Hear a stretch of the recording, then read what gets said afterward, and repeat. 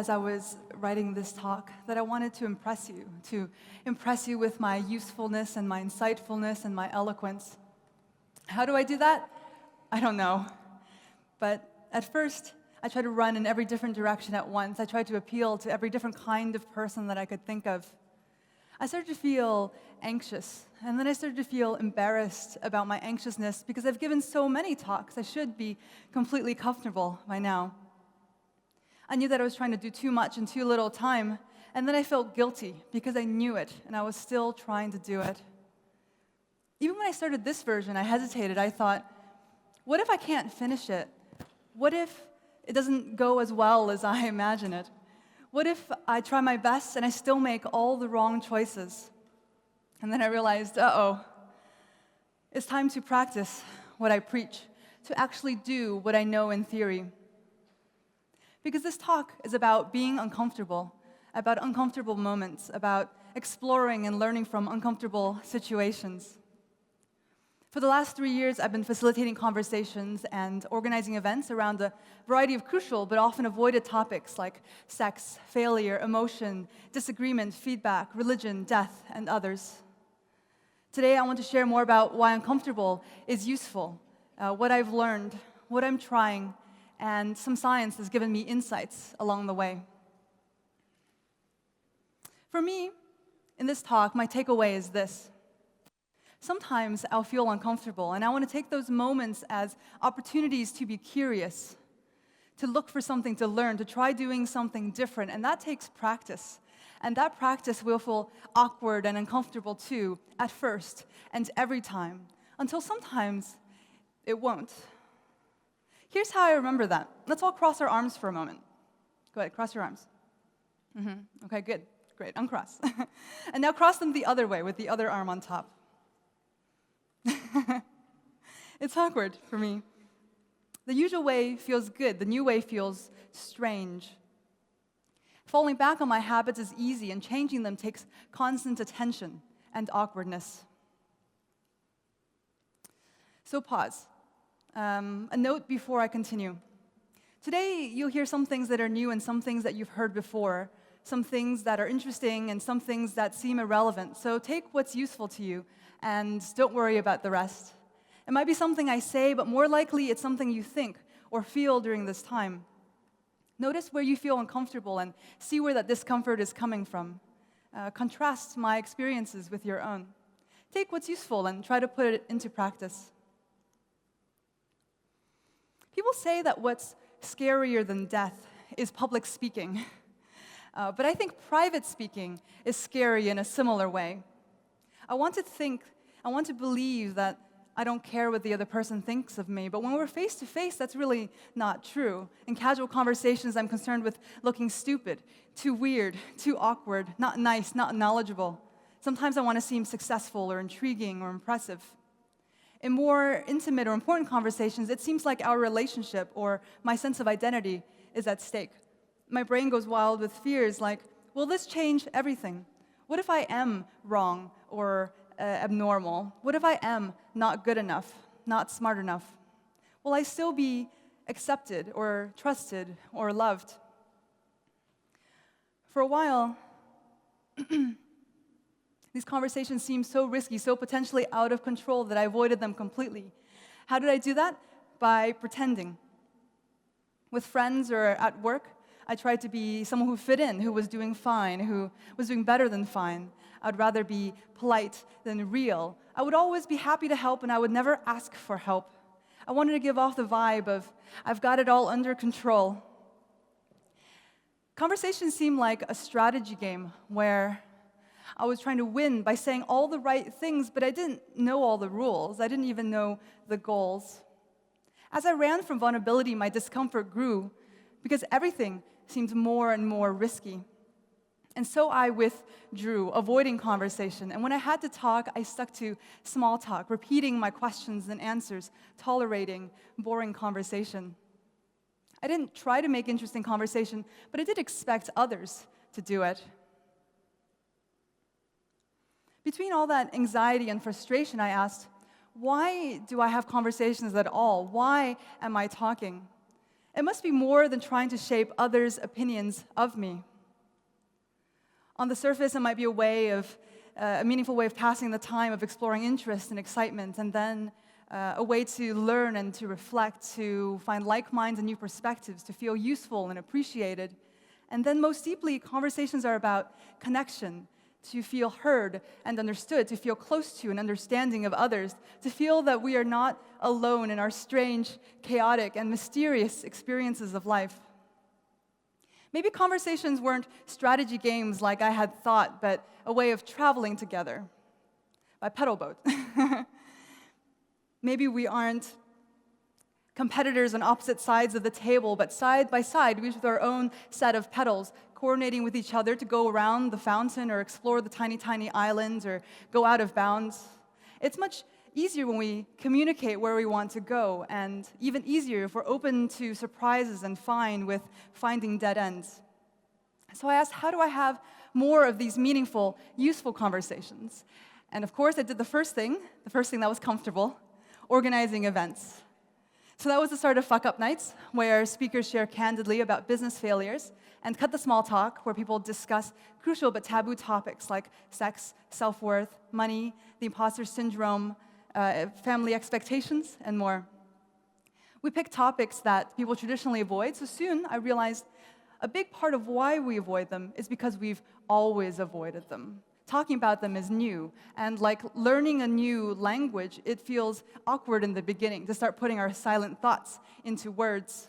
I try to acknowledge this awkward newness at events, and it helps people feel more comfortable. Soon, though, I realized that I had to do what I find most uncomfortable, trying out new habits in my everyday social interactions. And so, I procrastinated with science by reviewing research in that area. And through that research, I realized that I had really only been focusing on one of the 5 parts of emotional intelligence, social skills. I only wanted to know how to connect, how to build rapport, and manage conflict. But social skills is really the other 4 put together. It's empathy, our desire to understand others, and intrinsic motivation, our curiosity and positivity, self-regulation, our ability to respond rather than to react, and the foundation of it all, self-awareness, our knowledge of our own thoughts, feelings, goals, and impact on others. When I saw conversations as a game, I focused on the strategies and the techniques rather than trying to understand the other person or even my own goals. I held my emotions close, like secrets, thinking that expressing them made me weak, and knowing the thoughts and feelings of other people gave me an advantage over them. And through that research, I also realized what butterflies in my stomach actually is, what feeling uncomfortable actually is. It turns out this uneasiness in our stomach is our digestive system not getting enough blood. It's part of the body's stress response, fight or flight. The body does the same thing for social threats. So when I get really uncomfortable or angry or sad, I can stumble incoherently, and I can reply impulsively. I'm aggressive and defensive, and sometimes I literally walk away. So how do we calm that stress response? Well, there's a fast way and a slow way. And the slow way is through the brain's prefrontal cortex, thinking through our fears to realize they are not so threatening and not so likely. The slow way is through the body, breathing deeply to let the nervous system know that it is not in any danger, to calm the hormonal responses. Just this act of noticing and exploring makes the body more comfortable. And this mindfulness trains the brain, bringing more awareness and focus and gray matter. So, let's practice. A practice in noticing, a little self-awareness exercise. And after this, I'll share some more practical things. There's no talking, just noticing. But if you do feel too uncomfortable or strange, please let your partner know. But first, let's all stand up. Please stand up. And start to notice your feet on the ground, underneath, inside your shoes. And see where you feel tight. Maybe roll your shoulders or twist side to side. Move your neck. Whatever feels good in this moment. And let's do one stretch together, taking both hands separate, making 2 fists held tight, and then bring them together like a little fist bump. keeping the elbows up. Try to bring the tops of your hands together. Feel the stretch and breathe through that discomfort. Tops of your hands. Very nice. Letting go. Now, without talking, without introducing yourself, turn to face a partner. 2 is best, but 3 is fine. Look at your partner silently. Maybe smile. You can make eye contact the whole time, or just once in a while. See what's good for you. You might feel uncomfortable. You might feel nothing. Stay with it. Let's take a breath. Inhale. Exhale. Keep looking at your partner in their general direction. And notice the air by your nose. Keep facing your partner. Scan your body and see what you notice.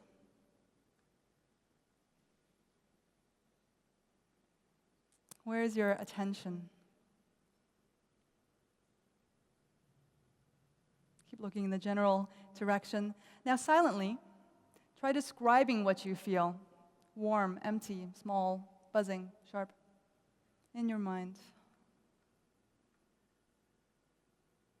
Keep noticing. Maybe keep looking.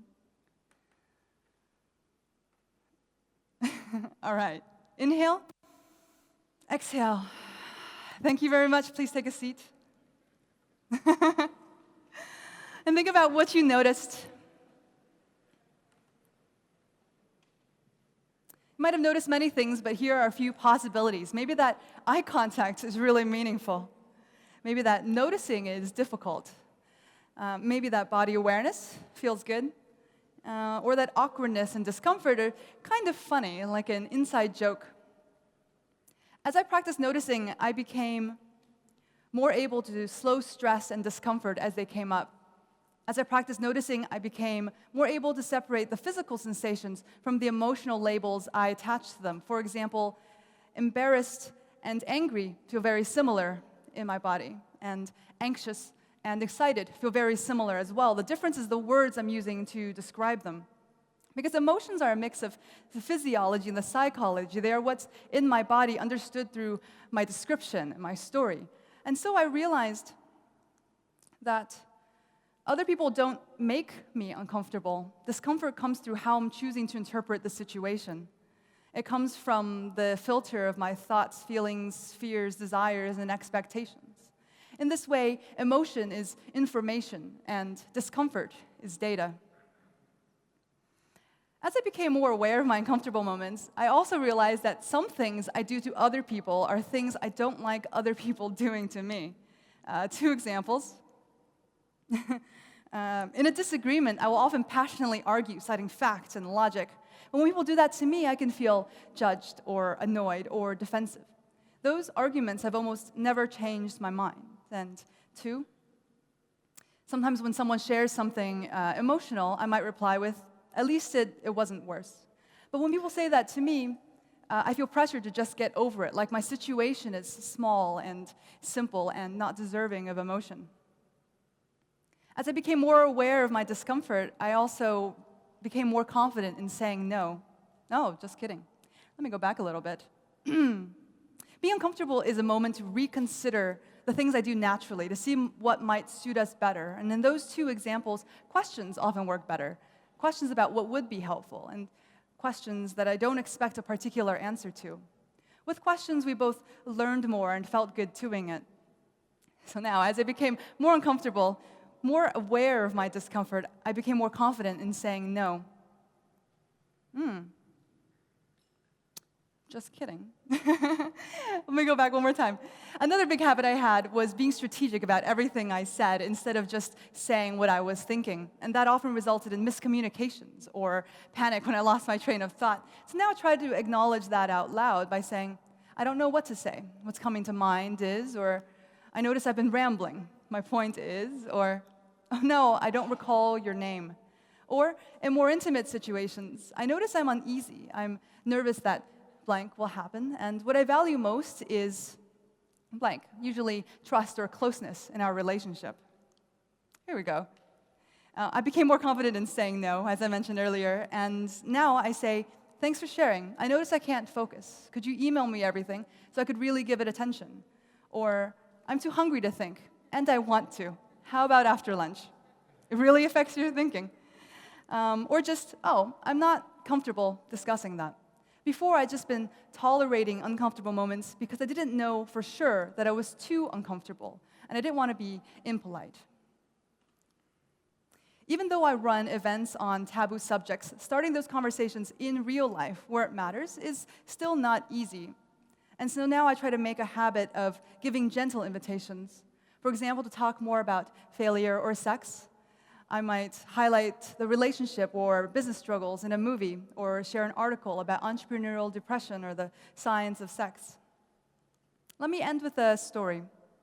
So at fuck-up nights, where speakers share the messy, frustrating, disastrous moments of business, people sometimes ask me why. Why would anyone want to share their failures? Wouldn't they be seen as stupid or incompetent or not so business savvy? Embedded in that is a bigger question. Why? Why would anyone want to be authentic or honest about anything they're experiencing? The truth is, the audience sees the speakers as brave, resilient, reflective. Even people who ask me that question use similar words. To me, this shows that vulnerability is linked with weakness and discomfort, but it looks and feels like strength. It seems illogical, but admitting to what's difficult makes us seem strong even more. The truth is, all our speakers volunteer, and many volunteer the night they hear someone else speak.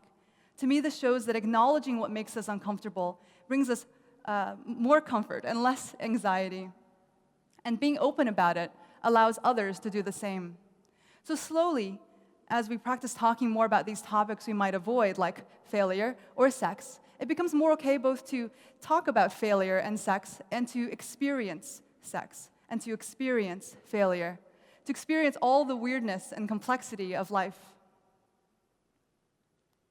We're about at the end now, so I invite you to reflect back on what was useful to you. What did you think of or feel? Here's some of what I'm practicing. Noticing discomfort, breathing more, saying what I feel, asking myself, why am I talking? Giving gentle invitations, and pedal boating in general. Maybe these are some things that you would like to experiment with, and maybe you'd like to try something else completely different altogether. Whatever it is, though, it will probably be awkward and uncomfortable at first. Thank you.